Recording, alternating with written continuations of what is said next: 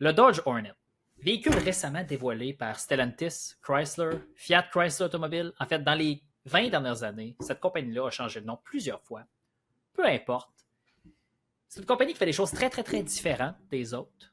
Ça donne des résultats, comme je vous dis, toujours un petit peu particuliers. Mais ça l'amène de très, très bonnes discussions. Donc, aujourd'hui, à Plus de Millage, épisode spécial, pas nécessairement spécial, mais aujourd'hui, un épisode concentré sur le développement du Dodge Hornet et son véhicule sœur, le Alfa Romeo Tonale, peu importe la façon de commencer. Donc, si vous aimez des épisodes comme ça, où est-ce qu'on se concentre sur un seul modèle de véhicule, d'ailleurs, celui-ci est hybride branchable, et c'est pour ça qu'on en parle, ben, abonnez-vous à la chaîne, laissez-nous un commentaire. Discussion là, dans les commentaires, on est super content de vous avoir. Likez la vidéo, la petite cloche, tout ce que vous voulez. Et n'oubliez pas que cette semaine, on a un essai, une vidéo complet d'un véhicule Audi 100% électrique qui s'en vient. C'est super intéressant. Gabriel, Dodge Hornet. Oui, j'ai regardé ça, Alexandre, parce que j'étais comme surpris, parce qu'évidemment, pas tous les jours que je me demande quel véhicule Chrysler ou Dodge vont lancer. C'est pas comme si ça arrivait souvent. Ils font encore des Dodge Ram qui datent de 2009, mais là tu m'as envoyé ça, j'étais là. C'est quoi ça? Puis là, j'ai lu. Puis là, tu sais, Dodge, pour des raisons obscures de la compagnie qui a inventé la Grande Caravane, ils veulent que leur voiture ait l'air sport. Donc là, tu regardes ça, c'est un petit VUS compact. Puis là, ils te parlent de vitesse maximale de 140 000 à l'heure, 225 km/h, quelque chose comme ça. Une version hybride branchable avec presque 300 chevaux. Puis une version turbo qui n'est pas hybride de 265 chevaux, puis tu parles de la performance, puis du nombre de G, de 0.90 G en virage, puis de 0.87 G en virage pour une version, puis tout ça. Puis là, je me disais, mais c'est quoi ça? Bon. Fait qu'au niveau des dimensions, tu peux peut-être nous dire à peu près où est-ce qu'on se situe, là, puis après ça, je vais revenir un peu de mon côté, là, qu'est-ce que j'ai découvert. Ouais, dans le fond, en réalité, Chrysler, Fiat Chrysler, Stellantis ne sont pas dans le marché le plus lucratif en Amérique du Nord, qui est le VUS compact, selon l'EPA ou le gouvernement canadien. Mais là, le Dodge Hornet et le véhicule basé sur le Dodge Hornet, le Alfa Romeo Tonale, ben, en réalité, c'est gros comme un RAV4 Nissan Rogue CRV. À plus ou moins 10 à 20 mm près dans toutes les dimensions, longueur, hauteur, empattement, tout ça. C'est un VUS compact. Et en volume intérieur, c'est un peu plus sous-compact selon les normes de l'EPA, mais peu importe. C'est compétiteur au RAV4, au CRV, au Rogue. Surtout en prix même, parce qu'aux États-Unis, on dit version de base avec le 2 litres turbo, 29 995 américains, et la version hybride branchable, parce qu'il y a deux versions. Hein. Version essence, version hybride branchable à 40 000. Canada, ajouté 10 000 de plus par version, mais peu importe, c'est la même chose. Mais oui, VUS Compact, la première fois que Chrysler se lance là-dedans. Mais, tu sais, Alexandre, j'ai voulu regarder à ce questionnement-là de c'est quoi un Dodge Hornet sous la perspective de Dodge. Oh boy. Qu'est-ce que Dodge sait faire mieux que tout autre constructeur? Mettre un Euh, trop gros moteur beaucoup trop puissant dans une voiture qui n'a pas été faite pour ça, hein? C'est oui, son concept. exactement. Donc, j'ai été voir sur le site de fiat.fr pour voir s'il y avait quelque chose qui ressemblait au Dodge Hornet. Puis là, j'ai trouvé. Puis d'ailleurs, parlant du Dodge Hornet, il va avoir une garde au sol de seulement 16 cm ou 6,1 pouces, ce qui est relativement faible. Là. Fait que oui, c'est un VUS, mais c'est pas vraiment un VUS. Là. C'est clairement un véhicule qui est destiné à la ville. Puis là, j'ai regardé l'empattement, c'était 103 pouces ou 263,8 cm. J'ai été voir sur le site de Fiat, est-ce qu'il y a un autre véhicule qui est pareil? Parce que généralement, l'empattement, ça ment pas. Quand les véhicules sont sur la même plateforme et ont le même empattement, c'est la même auto. Puis là, j'ai trouvé le Fiat Tipo Cross. Tu sais quoi ça? C'est un petit VUS Fiat. Oui. Là, j'ai regardé ça. Le moteur le plus puissant disponible dans le Fiat Tipo Cross, c'est quoi? 130 chevaux. Le moins puissant disponible dans le Dodge Hornet, 265. Donc, oui, il y a le Alfa Romeo, Tonale et tout, mais finalement, c'est un véhicule Fiat rebadgé, un peu Absolument. comme le Jeep Renegade, par exemple, puis d'autres modèles qui ont été lancés par le groupe des dernières années, le Ram Pro Master. Bref, c'est des véhicules Fiat qui sont vendus en Amérique du Nord, sous Dodge ou Chrysler ou peu importe, ou Ram. Fait que finalement, c'est vraiment juste comme un modèle européen qui existait déjà, qui est un petit VUS compact urbain relativement économique, une version hybride, une version diesel, Puis, ils ont mis dedans 265 ou presque 300 chevaux. Il n'y a pas de version, par exemple, hybride branchable qui est disponible en France. Ça m'a surpris.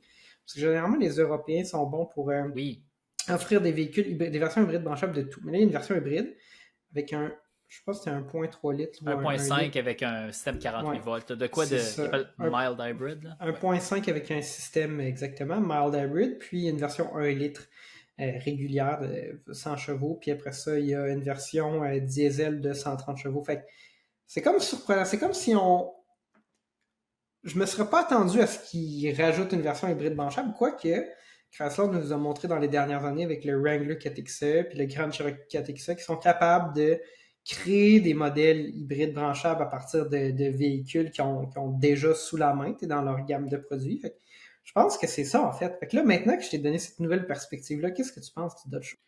Ah, ben.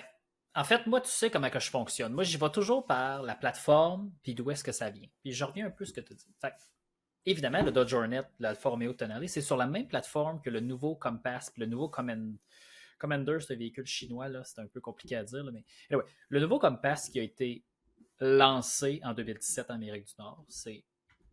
Puis ça, c'est sur la plateforme traction du groupe Stellantis, du groupe Fiat, qui, sur cette plateforme-là, on a le Fiat 500L, le Fiat Tipo, comme vous avez parlé, le Fiat Toro, qui est un. Si tu vas faire une recherche Google, gars, puis je vais vous afficher une image, c'est un genre de Ford Maverick. C'est un genre de petite camionnette monocoque. Fait que là, on est en train de se dire, oh, peut-être que Dodge est en train de se préparer, mais ces véhicules-là sont assemblés en Italie. Fait que pensez pas que c'est parce que la production est lancée en Amérique du Nord. Non, non.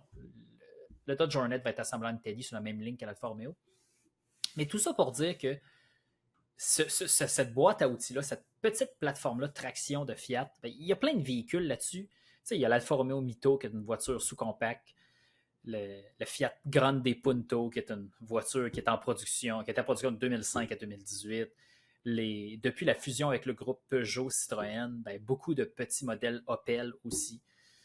À la fin, sans rien enlever au véhicule qu'on n'a pas essayé, qu'on n'a pas vu en réalité, dire que c'est du recyclage, c'est pas le cas. C'est comme Volkswagen, c'est comme Toyota, c'est comme Ben, il y a General clairement Motors du peut nouveau faire. là, Mais oui, au il y a du niveau de la nouveau. motorisation.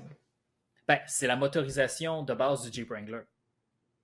Le moteur 4 cylindres 2 litres Hurricane, c'est le moteur du Jeep 4XE, Jeep Wrangler 4XE. C'est le moteur qui va être utilisé dans le Grand Cherokee 4XE aussi. Mais la version hybride C'est- branchable va avoir un plus petit moteur. Ce ne Oui, sera pas elle le va 2 avoir un litres. 1.3 litres 4 cylindres. Puis dans le fond, il va avoir le gros moteur électrique est à l'arrière, un moteur de 121 chevaux. Puis à l'avant, il va avoir un moteur intermédiaire là, de 48 chevaux. Là. Et aussi, il y a une batterie de 15,5 kWh. Puis si tu as fait tes devoirs, Gabriel, point de vue subvention au Québec, qu'est-ce que ça veut dire, ça? Ça veut dire environ 2500 $ de subvention du gouvernement provincial et 2500 $ de subvention du gouvernement fédéral. Fait que 5000 $ de subvention au total. Donc, il y a peu de véhicules hybrides branchables qui ont accès aux 10 000 $ comme le RAV4 Prime, comme le futur Outlander PHEV, là, qui ont des batteries plus environ 18 à 20 kWh. Donc, c'est comme un peu décevant, mais en même temps, la réalité, c'est que le marché canadien n'est pas nécessairement assez gros. Il est assez gros pour justifier d'avoir un prix d'entrée différent ou une version un peu différente. On l'a vu avec toutes les voitures qui étaient 45 000 $ et qui vont probablement attendre à disparaître pour la subvention fédérale. Mais de là à changer la taille de la batterie pour rendre disponible plus de subventions, on n'est pas là. On n'est pas assez gros comme marché. Là, donc, il va y avoir certaines subventions. Là, ça risque peut-être un véhicule qui va se vendre à peu près 45-50 000 $ de base avec 5 000 Ouais. $ de subvention. Ben, puis on parle de 50 km d'autonomie en 100% électrique là, avec 15,5 kWh. C'est correct. Là, je veux dire, à la fin, là, moi, jamais je vais critiquer un constructeur qui offre une version hybride branchable parce que si on regarde de la gamme du Dodge Hornet, c'est version de base de GT. Donc lui, il va probablement être 39 995 canadiens. Puis ensuite, l'autre version, c'est le RT, qui est le PHEV. Il n'y a pas de tu prends le modèle plus équipé, puis ensuite tu prends la version PHEV en option. Non, non, c'est 2 litres turbo, PHEV, c'est tout. Donc ça, moi, je salue ça. L'effort que ce constructeur-là a mis à la gamme est simple. Essence, PHEV, tu as le choix, peu importe. Puis il y a seulement 10 000 de. Ça, c'est en se basant sur les prix américains. 29 995 américains pour la version de base. 39 995 US pour la version PHEV. Donc 10 000. Au Canada, appliquons la même règle. Mais là-dessus, moi, je le salue. Il n'y a aucune segmentation. Essence ou PHEV, tu choisis. C'est tout. Ben, en fait, il aurait pu même y aller juste avec une version PHEV, là, mais Seulement aussi. je pense qu'on peut quand même se questionner à savoir ça va être quoi la dépréciation de ce véhicule-là une fois qu'il va être lancé. En même temps, c'est quasiment en termes de prix, là, ben, je sais pas si c'est positionné. C'est pas positionné comme un véhicule de luxe, parce que ça va être le même prix Non. que beaucoup d'autres hybrides branchables. Mais je sais pas exactement. Je pense que c'est un véhicule très américain. Je pense que c'est un Oh oui. véhicule qui est mis en marché pour répondre aux désirs du marché américain. Puis je suis sûr qu'il y a plein de gens qui n'auraient jamais acheté une voiture hybride branchable qui vont en acheter une, puis qui vont faire plein de kilomètres par année 100% électrique parce que Dodge a décidé d'offrir ça. Fait que Ben ça, oui, puis c'est totalement louable. Je pense pas qu'au Canada, on va avoir tant que ça. ce qui est drôle, c'est quand ils ont fait la relâche de presse hier, quand j'ai vu ça là, sortir, tu sais, dans le fond, de la façon qu'ils annoncent ça, je vais vous le lire en anglais. Là. Dodge Hornet GT is the industry's quickest, fastest, most powerful utility vehicle under $30,000. Là, on est en dollars américains, mais dans le fond, là, ils vendent ça comme le véhicule utilitaire le plus puissant en bas de 30 000 américains. Un peu comme en 2008, quand la Pontiac G8 est sortie, c'était la voiture la plus puissante en bas de 30 000 US. Fait que, parce que tu peux avoir le petit moteur V8 dans la Pontiac G8 GT à 29 980. Tu sais, c'est des superlatifs. Puis ça, c'est l'ancien. Parce que dans le fond, tu vois plus Ford et GM faire ça. Ils sont beaucoup plus. En tout cas, tu vois que Ford et GM sont rendus un peu ailleurs. Puis Chrysler continue de faire ce qu'ils ont fait dans les 30 dernières années. Puis c'est correct à la fin. Moi, je suis pas mal sûr qu'ils vont en vendre. Gab, je sais pas si c'était du même avis que moi. Je suis pas mal sûr qu'on va en avoir beaucoup sur la route. Juste à cause du prix. Je sais pas au Québec si on va avoir beaucoup sur la route. Ce que Chrysler semble être Stellantis semble être en mesure de faire, c'est d'avoir des voitures dans Ouais. les cours de concessionnaire. J'arrête pas d'en parler. Il y a plein de Dodge Ram près de chez moi, de Jeep Gladiator, de toutes sortes de voitures. Euh, donc, je pense que Dodge va en avoir de disponibles. C'est quelle la date de lancement? C'est quand que ça va être disponible, en fait? Précommande en décembre 2022. Fait que ça devrait, dans le fond, en janvier 2023, pas mal sûr qu'il va en avoir partout. Ça s'en vient quand même vite, là. Fait que oui, je pense qu'on va en avoir. Je pense qu'il va en avoir parce que c'est disponible. Puis la réalité, c'est qu'aujourd'hui, c'est dur d'acheter des autos. Là. J'ai une collègue, elle voulait acheter un Crosstrek, là, c'est 1 an et demi d'attente. Pas un Crosstrek, pas hybride, rien. Fait qu'elle en a acheté un usagé au prix d'un neuf. Fait que c'est ça la réalité du marché dans lequel on est aujourd'hui. Puis c'est difficile de quantifier quand est-ce que ça va se résorber. Je pense que d'ici, je sais pas, 6 mois, 1 an et demi, ça va revenir un peu plus proche de la normale. Mais d'ici là, ceux qui sont capables d'avoir des voitures puis de les livrer, ben, ils tirent leur épingle du jeu puis clairement réalisent plus de ventes. Dodge, si le timing est bon, vont être capables de faire ça. Puis je suis sûr qu'ils vont en vendre plein, effectivement. Je suis juste pas trop sûr du Québec. Je sais. Mais tu sais, parce que je comprends pas les gens qui achètent des Dodge. Fait que je peux pas juger parce que j'ai de la difficulté à mettre dans la peau de ces gens-là, mais c'est sûr qu'ils vont en vendre probablement un peu. Là. Puis peut-être qu'on va voir un jour une version Jeep. On pourrait voir un Compass avec cette motorisation-là? C'est la même plateforme. Fait ils peuvent juste mettre la motorisation hybride branchable à l'intérieur du Compass. Fait qu'un Compact 4XE, ça ne me surprendrait pas. Je pense qu'il en vendrait plus au Québec. Peut-être, oui. Mettons, là, je me mets dans Compass 4XE. Il me semble que ça fit. Puis dans le fond, ça pourrait être un très très bon compétiteur au Mitsubishi PHEV. Mitsubishi Outlander PHEV et aussi le fabuleux RAV4 Prime qu'il est impossible d'avoir et d'acheter. Ben, je pense que c'est peut-être un peu plus petit qu'un Outlander PHEV, il faudrait voir. Là. Le Outlander est disponible en version 7 places. Mais tu sais qu'on compare au RAV4, là. Ou au Sorento aussi, PHEV. Tucson PHEV, mettons. Ouais. Mais ben, c'est ça. Fait que, je pense que ça conclut ce qu'on a à dire sur le Dodge Hornet. Fait que, écrivez-nous dans les commentaires qu'est-ce que vous pensez du Dodge Hornet. Est-ce qu'on est complètement dans le champ? Est-ce qu'on a raison? Puis écrivez-nous ça dans les commentaires. N'oubliez pas de vous abonner à la chaîne. Puis cliquez sur la petite cloche pour être notifié la prochaine fois qu'il y a une vidéo qui sort.